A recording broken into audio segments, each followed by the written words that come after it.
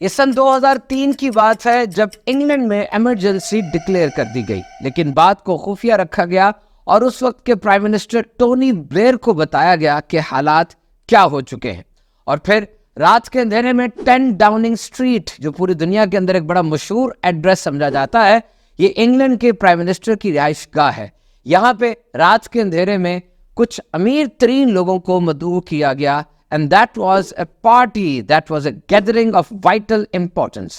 اور وہاں پہ ان سی ای اوز کو، یہ در حقیقت چیف ایگزیکٹو آفیسرز تھے یا آنرز تھے، کھانے کی بڑی بڑی کمپنیز کے مالکان تھے، اور انہیں بتایا گیا کہ دیکھ لو انگلینڈ کے اندر ہائپر ٹینشن یعنی ہائی بلڈ پریشر کی شرح میں خطرناک حد تک اضافہ ہو چکا ہے، اور اس کی بہت بڑی وجہ وہ سوڈیم کلورائڈ یعنی نمک کا زیادہ استعمال ہے۔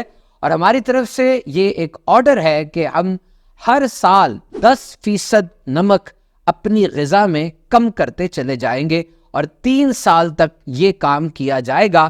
You have to decrease sodium chloride in the diet 10% per annum for 3 years۔ Health tax, YouTube کے ناظرین، یہ ہیلتھ ٹیکس ایک خاص ٹرمینالوجی ہے جو کہ گورنمنٹ یوز کرتی ہے۔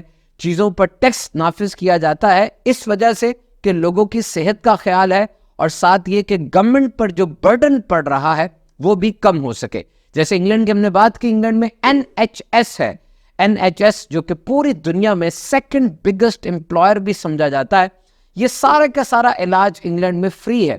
اسی طریقے سے پاکستان کے اندر بھی جو سرکاری اسپتال ہے، آپ جانتے ہیں علاج یا تو بالکل فری ہے یا بہت ہی ارزاں نرخوں پر ہے۔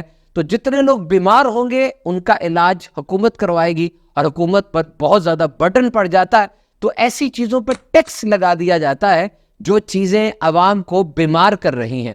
جس طرح کولمبیا ایک ملک ہے افریقہ کا، اور کولمبیا کے اندر سگریٹ کے اوپر ٹیکس لگایا گیا، اور جب یہ سگریٹ پر ٹیکس لگا تو 3% وہ سگریٹ پینے والوں کی شرح میں کمی دیکھی گئی۔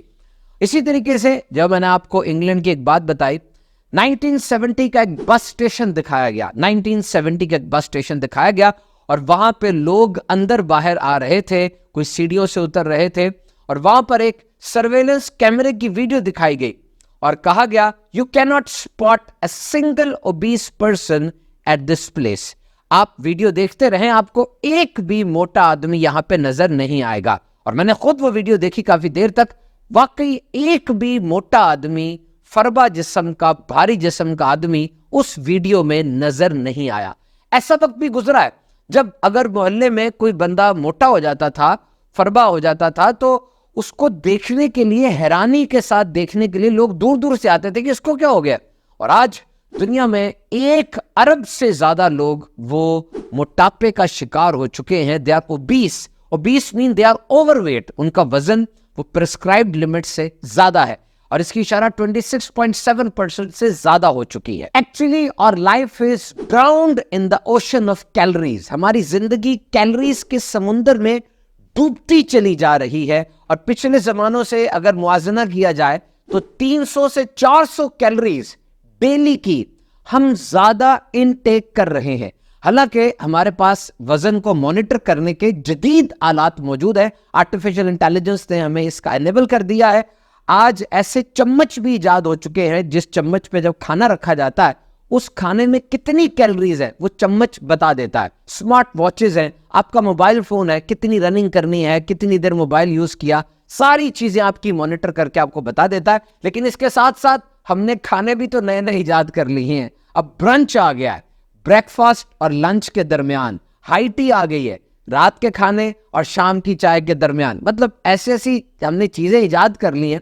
اور واقعی آج کے دور میں ذہین ترین لوگ، سائنٹسٹ اور مارکیٹنگ کے ایکسپرٹس، وہ دن رات یہ کوشش کر رہے ہیں کہ ہمیں یہ احساس دلائیں کہ بھائی تو بھوکا ہے، بھائی تو بھوکا ہے، تجھے بھوک لگی ہوئی ہے، تاکہ ہم اپنے آپ کو بھوکا سمجھیں اور ڈھیر آرڈر دے کے ان کی کمپنیوں کا ویل وہ چلانے میں مددگار ثابت ہو۔